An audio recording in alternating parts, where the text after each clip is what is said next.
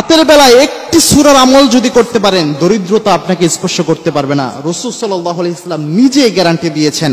দেখেন, Islam is the complete code of life. আল্লাহ রাব্বুল আলামিন বলছেন, ইন্নাদ দীনা ইনদাল্লাহিল ইসলাম। এই উম্মার জন্য একমাত্র মনোনীত জীবন ব্যবস্থা হিসেবে আল্লাহ রাব্বুল আলামিন ইসলামকে দিয়ে দিয়েছেন। এই ইসলামের সব সমস্যার সমাধান রয়েছে। আপনি দরিদ্র হন, যত ঋণের বোঝা আপনার থাকুক না কেন, আপনার দরিদ্রতা আপনাকে স্পর্শ করতে পারবে না যদি একটি সূরার আমল আপনি প্রত্যেক রাতে করতে পারেন। আব্দুল্লাহ ইবনে মাসউদ রাদিয়াল্লাহু তাআলা আনহু হতে এই হাদিসটি এসেছে, বাইহাকি শরীফের 2498 নম্বর হাদিস। আল্লাহর হাবিব সাল্লাল্লাহু আলাইহি ওয়াসাল্লাম জানিয়েছেন, মান ক্বারা সূরাতুল ওয়াকিয়া ফি কুল্লি লাইলাতিন, অর্থাৎ যে ব্যক্তি সূরা ওয়াকিয়া প্রত্যেক রাতে তেলাওয়াত করবে, ওই ব্যক্তিকে কখনোই দরিদ্রতা স্পর্শ করবে না। সুবহানাল্লাহ। প্রত্যেক রাতে যে ব্যক্তি সূরাতুল ওয়াকিয়া পাঠ করতে পারবে, ওই ব্যক্তিকে দরিদ্রতা কখনোই স্পর্শ করবে না।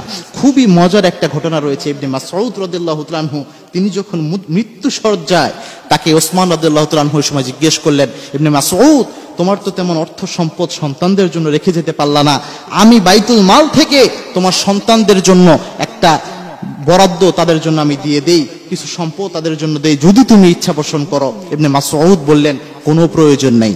ওসমান রাদিয়াল্লাহু তাআলা আনহু বললেন, ইবনে মাসউদ, তুমি কি এমন সম্পদ রেখে গিয়েছো যে তুমি গ্যারান্টি দিচ্ছ কোনো সমস্যা নাই?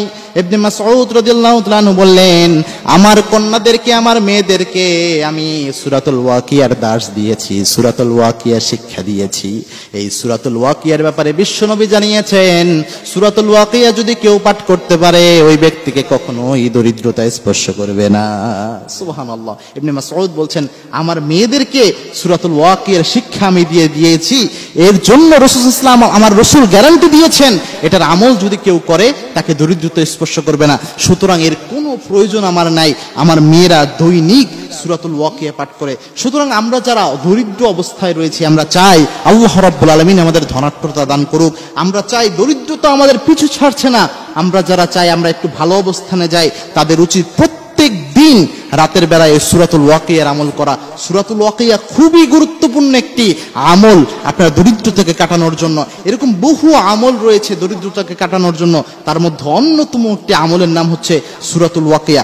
তবে এই আমলগুলো যখন করবেন অনেক বেশি ইয়াকিনের সাথে করবেন। দেখবেন অনেকেই বলে যে আমল করি কিন্তু কোনো লাভ পাই না। এটা পান না এই জন্যই আপনার মনের মধ্যে ওই ইয়াকিন আপনি তৈরি করতে পারেন নাই। আপনি যদি ইয়াকিন সহ এই আমলগুলো করতে পারেন, অবশ্যই এই ইয়াকিনের নিয়ে এই আমল করলে অবশ্যই কাজ হবে।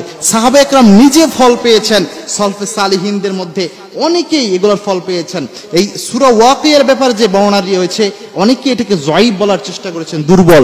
কিন্তু অনেক দুর্বল বর্ণনাও এগুলো একদম পরিত্যাজ্য না, জাল হাদিসের মতো না। এটা যদি আপনি আমল করেন, অবশ্যই আল্লাহ রাব্বুল আলামিন আপনার দরিদ্রতাকে দূর করে দেবেন ইনশাআল্লাহ।